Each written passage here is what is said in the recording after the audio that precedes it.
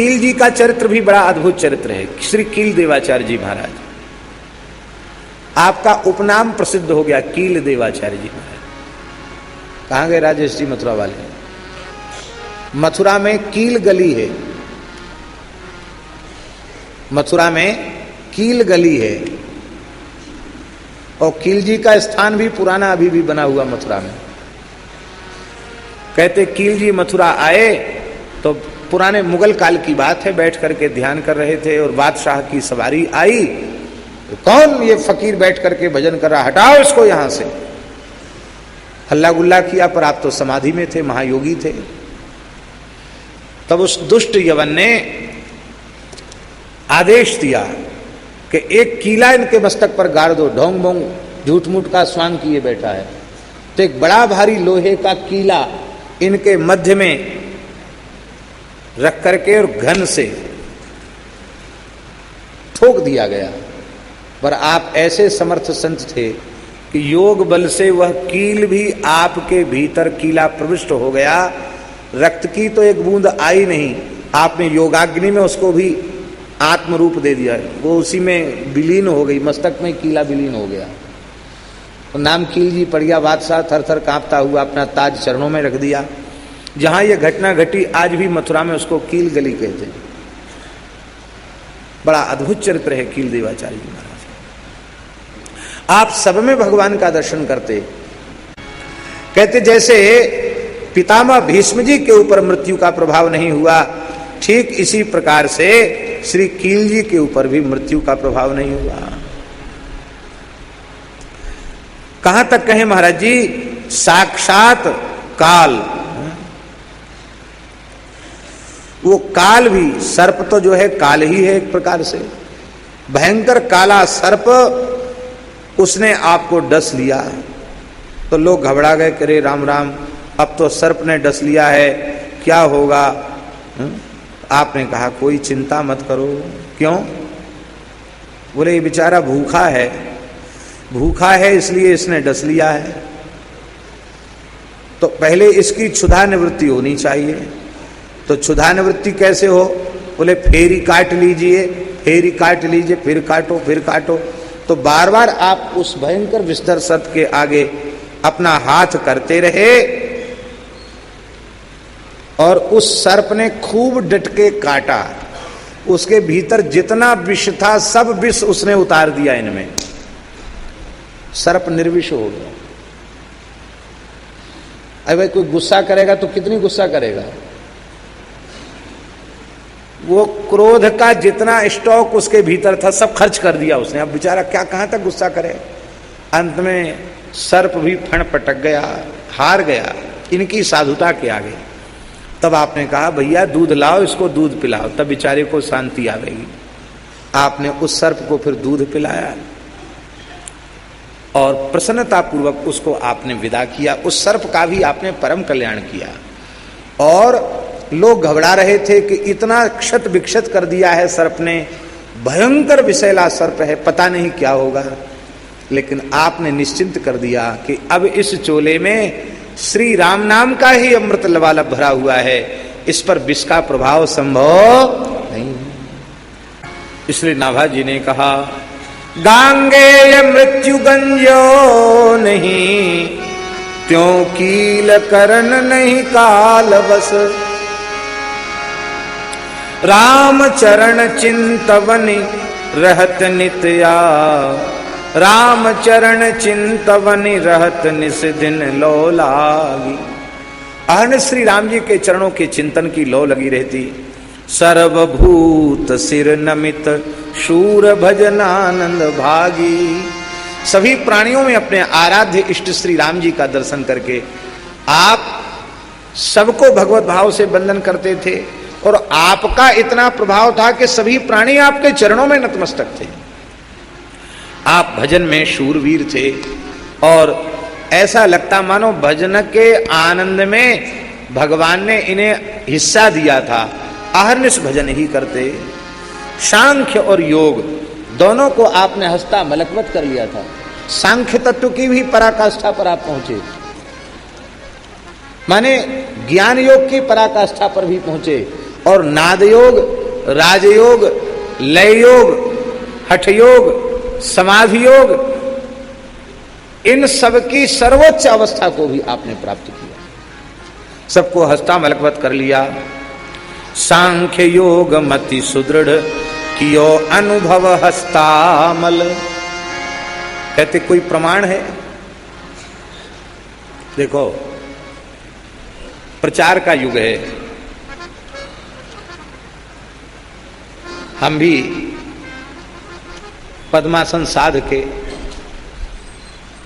शांभवी मुद्रा में किसी जंगल में, किसी पहाड़ के पास, किसी प्राकृतिक दृश्य में आंख मूंद करके फोटो खिंचा सकते हैं और प्रचार भी करवा सकते हैं। महाराज जी तो अमुक जंगल में वर्षों तक समाधि में लीन रहे, तब वहां से फिर भगवान की आज्ञा हुई, तब वो धरती पर थोड़े आए। प्रचार का युग है, सब कुछ किया जा सकता है, लेकिन आंख मूंद कर फोटो खिंचा लेने से कोई योगी नहीं बन जाता। योग क्या है? योग माने मिलना। किससे मिलना? जीवात्मा परमात्मा के मिलन का ही नाम योग है।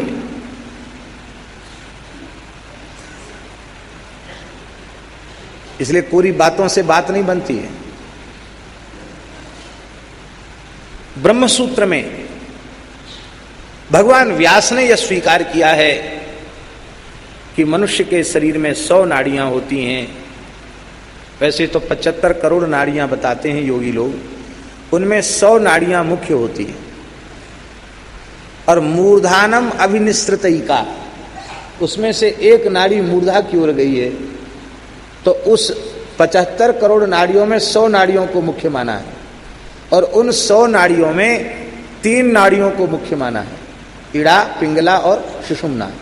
और इन 3 में भी एक को मुख्य माना है, जिसको सुषुम्ना कहते हैं। तो व्यास जी कहते मूर्धानम अभिनिश्रितैका, उसमें एक नाड़ी मेरुदंड का आश्रय लेकर के मूर्धानम सहस्रार चक्र तक गई हुई है, और उस नाड़ी से जिसके प्राण का उत्क्रमण होता है वो मोक्ष का अधिकारी होता है, वो लौटकर संसार में नहीं आता। ये व्यास जी का मत है, ये शास्त्रों का मत है। ब्रह्मरंध्र से प्राण का उत्क्रमण सामान्य मनुष्य नहीं कर सकता। कोई समर्थ सिद्ध योगी ही अपने प्राणों को, सभी द्वारों को बंद करके बलात् हठात अपने ब्रह्मरंध्र से उनका उत्सर्ग कर सकता। सबके बस की बात नहीं। तो हमारे कहने का मतलब कि कील देवाचार्य जी खाली फोटो खिंचाने वाले योगी नहीं थे। उन्होंने तो सब संतों की सभा बुलाई, और सब संतों की सभा बुला करके कहा आप लोग बैठो, अब हम भगवान के यहां जा रहे हैं।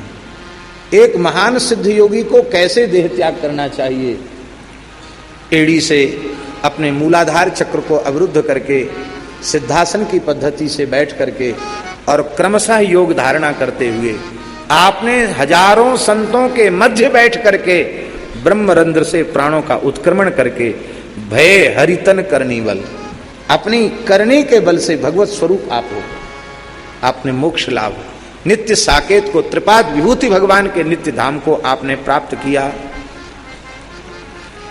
सांख्य योग मति सुदृढ़ कियो अनुभव हस्तामल, ब्रह्मरंध्र करि गौन भय हरितन करनी बल। आपका जन्म गुजरात में एक विप्र परिवार में हुआ था। आपके पिता का नाम था पंडित श्री सुमेर देव जी महाराज। नाभाजी कह रहे हैं सुमेरु देव सुत जग विदित,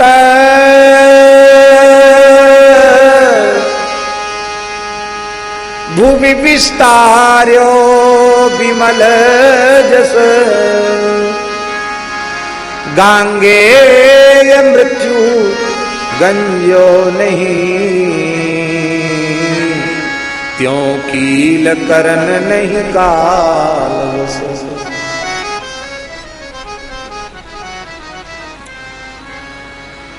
संतों के प्रायः पूर्वाश्रम का नाम प्रसिद्ध नहीं होता, उनके घर द्वार का परिचय प्रसिद्ध नहीं होता। विरक्त संतों के नहीं होता, ये बात तो ठीक है, होना भी नहीं चाहिए, क्योंकि विरक्त साधु के लिए जिस घर का, जिस परिवार का, जिस संसार का उसने त्याग किया है, उस संबंध की स्मृति भी अच्छी नहीं। कभी कोई प्रसंगवश कोई बात निकल जाए तो बात अलग है, अन्यथा विरक्त साधु को संसार की स्मृति से बचना नहीं करनी चाहिए। अपने घर द्वार का परिचय नहीं देना चाहिए। अब हमसे पूछेगा तो हम क्या परिचय देंगे? साधु साई जो हमारा परिचय वही परिचय देंगे कि हम ये बताएंगे कि हमारा अमुक गोत्र में, अमुक परिवार में जन्म हुआ था, अमुक पांडे या अमुक अध्वर्यु हम हैं, ये थोड़ी परिचय देंगे। क्या परिचय देंगे? गुरु जी का, गुरुद्वारे का परिचय दिया जाएगा कि लौकिक परिचय दिया जाएगा? पर आपके पिता का परिचय प्रसिद्ध हो गया संत समाज में कि आपके पिता का नाम पंडित सुमेरु देव था। कैसे पता चला?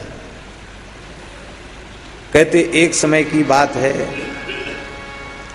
मथुरा में श्री कील जी पधारे थे, यमुना स्नान करके घाट पर बैठे थे, तिलक स्वरूप पधरा करके, वहां सत्संग चल रहा था और आमेर के नरेश महाराजा मान सिंह,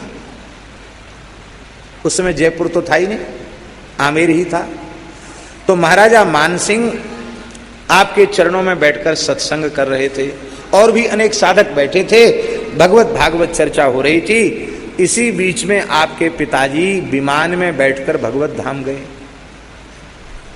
वहां उनकी जन्मभूमि में शरीर छूटा होगा, तो विमान में बैठकर भगवत धाम जा रहे थे। विमान मथुरा होकर के निकला तो पिताजी ने कहा कि थोड़ा सा हम अपने पुत्र का दर्शन कर लें। तो विमान एक क्षण के लिए आकाश में रुका और पिताजी ने हाथ जोड़ करके कहा, पुत्र, यद्यपि मैं पवित्र ब्राह्मण हूं, लेकिन आज उस भगवान के नित्य धाम की प्राप्ति जहां पहुंचकर जीव लौटता नहीं, उस नित्य गोलोक की प्राप्ति आज तुम्हारे भजन के प्रताप से हमको हो रही है। इसलिए हम ये कृतज्ञता ज्ञापित करते हैं कि पुत्र हो तो तुम्हारे जैसा हो, जिसके भजन से पिता को भगवान का धाम मिल जाए, वैकुंठ गोलोक साकेत मिले। तो अब पिताजी धन्यवाद दे रहे हैं, आशीर्वाद दे रहे हैं, कृतज्ञता ज्ञापित कर रहे हैं। तो आखिर कितना बड़ा विरक्त महात्मा हो, शरीर की उत्पत्ति में पिता का योगदान तो है ही, और पालन पोषण में, शिक्षा दीक्षा में पिता का योगदान है, तो हमें पिता का भी आदर करना चाहिए। इस भाव से कील जी प्रवचन करते करते आसन से उठ के खड़े हो गए और उन्होंने कहा कि पिताजी मेरा भी प्रणाम स्वीकार करें और वहां जाकर ठाकुर जी के चरणों में भी मेरा प्रणाम निवेदित करें। अब उठ कर के ये बात उन्होंने कही। जब ये बात कही तो मान सिंह बैठे थे, उन्होंने कहा पिताजी कहे कि आपने किसको कहा कि आप जा रहे हैं तो प्रेम से जाएं, हमारी भी दंडवत कह देना। जब राजा ने पूछा तो आपने कहा कि लगता है पिताजी का शरीर आज ही शांत हुआ होगा और वे ठाकुर जी के धाम को गए हैं, हमसे मिलते हुए गए। तब राजा ने पूछा आपका जन्म कहाँ का? अरे बोले साधुओं का जन्म जान के क्या करोगे? बहुत आग्रह किया, तब आपने बता दिया। राजा तो राजा ठहरा, तुरंत उसने सूचना की और जब पता लगाया तो आपकी जन्मभूमि पर ठीक जितने समय पर पिताजी का श्री शांत हुआ था, उसी दिन की, उसी समय की बात है कि पिताजी का विमान में यहाँ दर्शन हुआ। तब संत समाज में ये बात प्रसिद्ध हो गई कि पंडित सुमेरु देव के को विमान में जाते हुए कील जी ने दर्शन किया। और लोग तो नहीं देख सके क्योंकि उनकी दृष्टि वैसी नहीं थी, पर सबने देखा। इसलिए आपने अपने पिता की कीर्ति को भी उजागर किया। आप ठाकुर जी की सेवा कर रहे थे और पुष्प की डलिया में बेला के फूल थे, सुगंध का लोभी सर्प आकर बैठ गया। आपने जैसी फूल की डलिया में हाथ डाला, उसने काट लिया। आपने कहा फेरी काट लीजिए, फेरी काट लीजिए। ऐसे ही कटायो बार तीन बार आपने सर्प से कटवाया, तब तक उसका विष खत्म हो गया। उसको भी आपने दूध पिलाया और दूध पिला करके उसे भगवत प्रेम दे करके कृतार्थ किया, सर्प को भी ज्ञान दे करके कृतार्थ किया। और जब आप भगवत धाम गए तो पूरे संत समाज को बुला करके और कहा कि यदि साधु जीना सिखा सकता है तो साधु मरना भी सिखा सकता है। मरना कैसे चाहिए ये उन्होंने सबके सामने मर के दिखाया, ऐसे मरना चाहिए। हमारे चतुष्ट संप्रदाय में श्री कील जी गलता पीठ पर विराजमान हुए और कील जी की परंपरा के संत ही वहां पीठ पर विराजमान होते रहे। ये जो अपना लोहारगल, जिसको हम लोहागढ़ जी कहते हैं, लोहारगल में जो स्थान है विश्वम्बरदास जी महाराज जहाँ के श्री महंत रहे हैं, वो कील जी की परंपरा का ही गद्दी।